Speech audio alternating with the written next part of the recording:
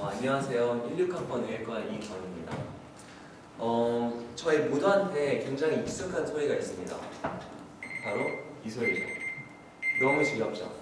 아침마다 듣는 소리인데 오늘 아침에 깨었을 때도 이 소리를 들었을 겁니다.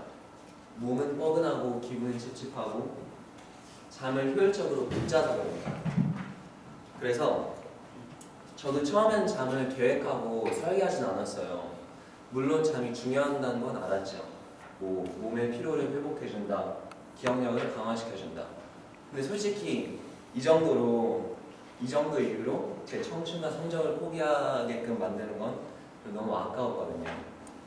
그래서 잠에 더 많이 투자해야 할 다른 이유를 찾아봤어요. 뇌과학 수업을 듣고 잠에 대한 책을 읽고 강연을 듣다 보니 전에는 알지 못하던 이유를 찾았어요.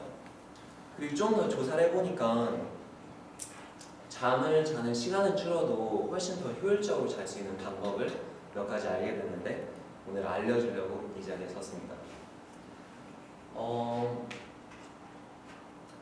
제 스피치에서는 첫 번째로 저희가 잠을 잘 때 몸이 하는 두 가지 중요한 작업과 잠을 더 효율적으로 잘 수 있게 만드는 방법 세 가지, 또는 마지막으로 여러분이 잠에 대한 인식이 시간이 있을 때 쉬는 것으로부터 적극적으로 설계하고 투자해야 할 것으로 바뀌었으면 합니다. 그럼 우선 저희가 잠잘 때 몸이 하는 작업에 대해서 이야기를 하겠습니다. 잠을 자는 것이 잘 자는 것이 많이 자는 것보다 훨씬 중요합니다. 첫 번째 이유는 잠이 깊이 잘 때만 뇌 안에 쌓여있는 독극물들이 배출하기 때문입니다. 여기 보이는 게 림프절이거든요. 이 림프절은 저희 몸에 쫙 펴져 있어서 독극물과 노폐물들을 소집해서 버리는 역할을 해요. 근데 그림을 보면 굉장히 신기한 걸 느낄 것입니다. 뇌와 머리를 보면 이 림프절이 없다는 것입니다. 로체스터 공대에 의하면 뇌는 완전히 다른 시스템인 글림프절을 사용하기 때문입니다.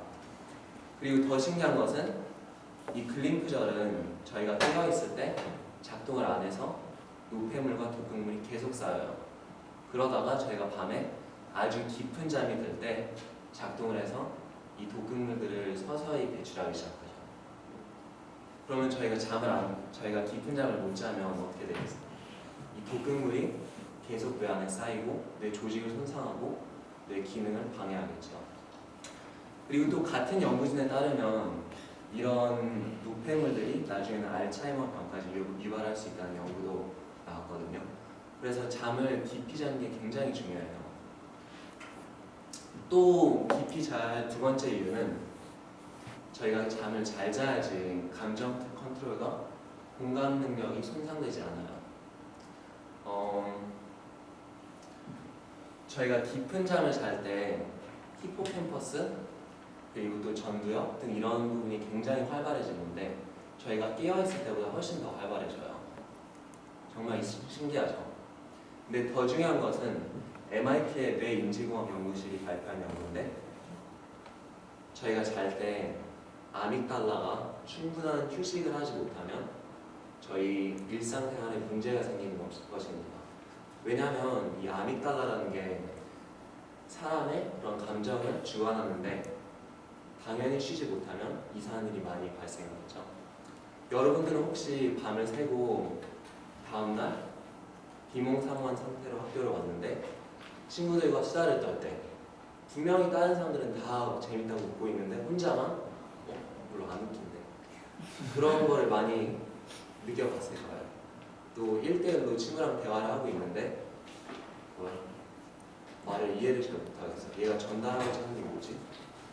그리고 미묘한 감정을 느끼지 못하고 아주 조그만한 일에도 화가 나고 약간 울컥할 수도 있고, 그리고 걸어 다니는데 분명히 깨어있는데 느낀 거는 둥둥 떠다니는 것 같고, 이 모든 게 기분 탓이 아니라 뇌가 휴식을 못해서입니다. 휴식을 못하니까 작동을 중지하고 있는 거예요. 강제로 뇌를 보호하기 위해서. 그래서 저희가 일상생활을 제대로 하려면 깊은 잠을 잘 자는 게 정말 중요해요. 근데 대학생이잖아요. 저희는 공부를 해야 하고 밥을 먹어야 되고 놀아야 되고 시간이 없어요. 근데 그런 시간 없는 상황에서 자면 더 잘하는 말은 좀 말이 안 되잖아요. 그래서 그 다음에 소개할 세 가지 방법은 잠을 더 짧게 자더라도 훨씬 더 효율적으로 잘 수 있는 방법을 알려드릴 거고요. 일단 이 세 가지가 있는데 차근차근 설명을 드릴게요. 첫 번째, 자기 전 1시간부터 핸드폰이나 컴퓨터를 보지 말 것입니다. 이유는 저희 눈은 빛의 밝기에 따라서 하루의 시간대를 저희 몸한테 알려줘요. 그러면 자기 전에 엄청난 밝은 스크린이나 뭐 TV 같은 걸 보면 당연히 눈은 저희 뇌한테 낮이니까 잠들게 하지 마라. 그리고 또 몸을 회복 상태에 놓지 마라. 풀 가동을 계속해라. 이런 메시지를 전달해요. 근데 실제로는 저희는 밤이잖아요. 피곤하고. 그럼 핸드폰을 보다가 잠들게 돼요. 그러면 몸의 회복을 도와주는 호르몬은 나오지 않고 뇌는 독극물을 배출하지도 않고 그리고 뇌는 애매한 그런 상황에서 제대로 쉬지도 못하고 그렇게 시간을 그냥 낭비하는 거예요. 자고 있는데 실제로 효율적으로 자고 있는 게 아니죠. 그러다가 몇 시간이 지나면 이 지겨운 알람벨은 또 울리고 저희는 깨게 됩니다. 그리고 두 번째는 저희가 매일 비슷한 시간에 잘 것입니다. 왜냐하면 저희 몸은 그 주체적인 그런 그 리듬이 있는데 매일 같은 시각에 자줘야지 몸이 이때 됐으니까 회복을 시작해야 되구나. 이때 됐으니까 몸이 서서히 잠들게 만들어야 되겠구나. 이런 시그널을 몸한테 보냅니다. 이게 너무 중요해요. 효율적으로 몸이 잘 회복을 시키려면.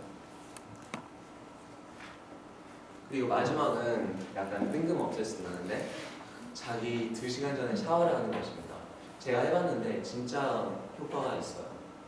이게 무슨 원리로 그렇게 되냐면 샤워를 할 때 몸의 온도가 올라가잖아요. 근데 시간이 또 지나면 온도가 떨어져요.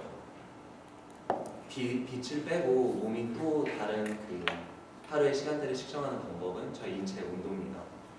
온도가 떨어지면서 저희는 자야 될 시간이 되구나. 이러면서 몸은 회복 상태로 가동을 하죠. 그래서 세 번째로 전달하고 싶은 점은 잠이 이렇게 중요한데 시간 있을 때 쉬기 위한 행동이 아니라 저희가 적극적으로 설계하고 시간 투자를 해야 하는 그런 행동을 인식시키고 싶습니다. 그리고 잠을 더 잘 자면 시간 낭비를 훨씬 줄일 수 있고 효율적으로 몸을 회복시킬 수 있어요. 결론적으로 오늘 깊은 잠을 자야 하는 이유 2가지, 그리고 또 더 잘 잘 수 있는 방법 3가지, 그리고 잠을 설계하고 실천하자는 그런 메시지를 전달하고 싶었습니다. 오늘도 집에 가서 뭐 이런 방법들을 실천해 보시고 내일 또 그 지겨운 알람벨이 울렸을 때 조금이라도 좀 더 개운한 그런 상태로 깨었으면 저는 정말 기쁘겠습니다. 감사합니다.